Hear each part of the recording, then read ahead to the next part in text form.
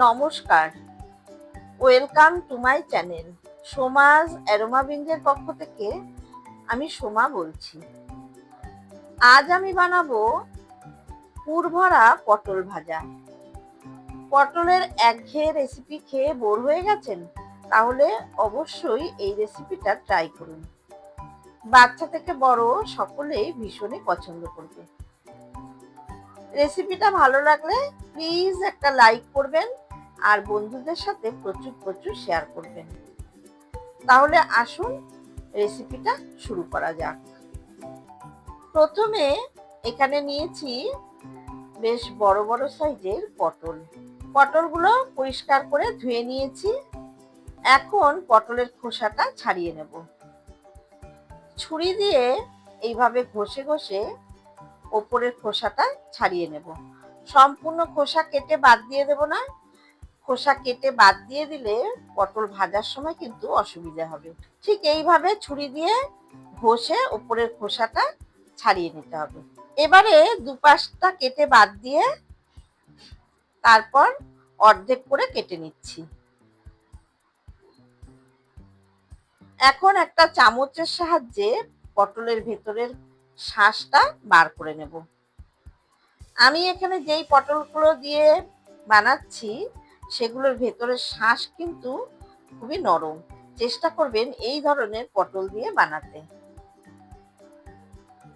দেখুন সম্পূর্ণ শাঁসটা এইভাবে বার করে নিয়েছি। এইভাবে সব কটা পটলই আমি অর্ধেক করে কেটে নিয়ে তারপরে পটলের ভেতরের শাঁসটা বার করে নেব।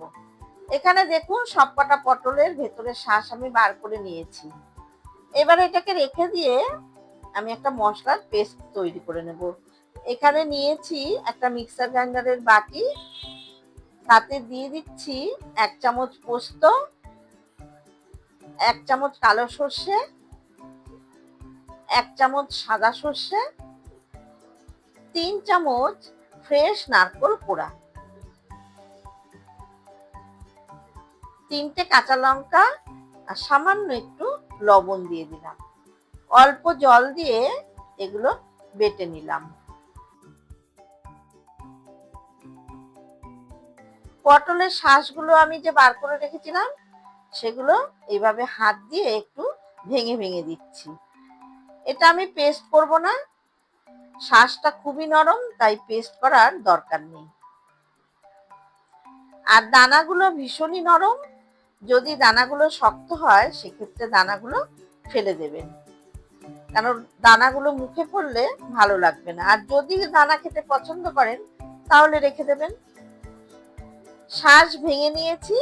এবারে এর মধ্যে সর্ষে নারকেল পোস্ত যে বাটাটা সেটা দিয়ে দিলাম। সম্পূর্ণটা এর মধ্যে দিয়ে দিয়েছি।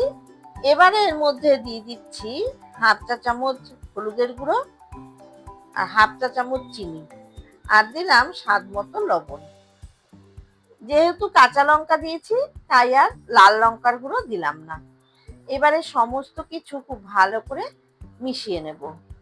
চাইলে আপনারা এর মধ্যে পেঁয়াজ কুচি দিতে পারেন, তবে আমি কিন্তু দেই না। পেঁয়াজ ছাড়াই ভীষণই ভালো হয়।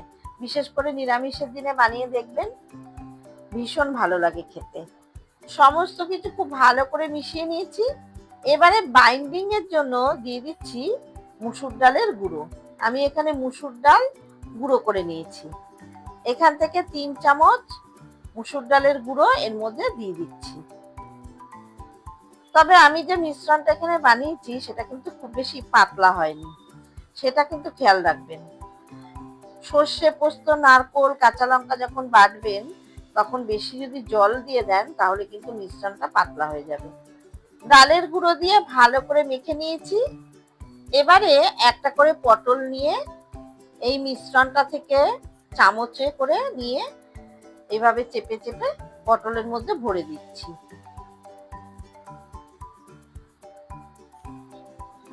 তারপর ওপর থেকে একটু মুসুর ডালের গুঁড়ো এইভাবে ছড়িয়ে দিতে হবে।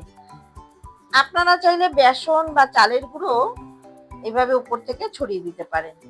মুসুর ডালের গুঁড়োটা উপর থেকে ছড়িয়ে দিয়ে এইভাবে আঙুল দিয়ে একটু চেপে চেপে দেবেন। একটা বানিয়ে দেখিয়ে দিলাম, খুবই ইজি বানানো। একইভাবে আমি সবগুলো পটলের মধ্যে পুর ভরে তারপরে উপর থেকে মুসুর ডালের গুঁড়ো ছড়িয়ে দিয়েছি। এবারে ভেজে নেওয়ার পালা। তার জন্য গ্যাসে একটা ননস্টিক ফ্রাইং প্যান বসিয়ে তাতে পরিমাণ মতো সর্ষের তেল আমি আগে থেকে গরম করে নিয়েছি। এবারে একে একে পুর ভরা পটলগুলো এইভাবে ছেড়ে দিচ্ছি। যেদিকে পুরটা ভরেছি সেই দিকটা তেলের উপরে দিতে হবে। এবারে লো টু মিডিয়াম হিটে পুর ভরা পটলগুলো ভেজে নেব। এক পিঠ ভাজা হয়ে গেছে, এবারে একে একে পটলগুলো উল্টে দিচ্ছি। তবে যখন উল্টাবেন তখন খুব সাবধানে উল্টাতে হবে, যাতে পুর বেরিয়ে না যায় সেদিকে খেয়াল রাখবেন। এবার অপর পিঠটা খুব ভালো করে ভেজে নেব। দু পিঠ সুন্দর গোল্ডেন কালার করে ভেজে নিয়েছি। এবারে ভেজে নেওয়া পটলগুলো প্যান থেকে তুলে নিচ্ছি। একইভাবে সবগুলো পুর ভরা পটল আমার ভেজে নেওয়া হয়ে গেছে। দেখুন কত সুন্দর হয়েছে, আর একটা পটল থেকেও কিন্তু পুর বেরিয়ে যায়নি। আমার আজকের এই সহজ আর সিম্পল পুর ভরা পটল ভাজা রেসিপি কেমন লাগলো অবশ্যই কিন্তু কমেন্টের মাধ্যমে জানাবেন। এটা ডাল ভাতের সাথেও খেতে ভালো লাগে, আবার শুধু ভাত দিয়েও খেতে ভালো লাগে। রেসিপিগুলো যদি আমার ভালো লেগে থাকে তাহলে অবশ্যই লাইক করবেন। যারা আমার চ্যানেলে নতুন বন্ধু তাদের কাছে অনুরোধ রাখবো, প্লিজ চ্যানেলটাকে সাবস্ক্রাইব করে পাশে থাকবেন, আর বেল আইকনটাতে অবশ্যই ক্লিক করবেন যাতে আমার সমস্ত নতুন ভিডিওর আপডেট সব থেকে আগে আপনাদের কাছে পৌঁছে যায়। ফিরে আসবো আবারও কোনো নতুন রেসিপি নিয়ে। ধন্যবাদ।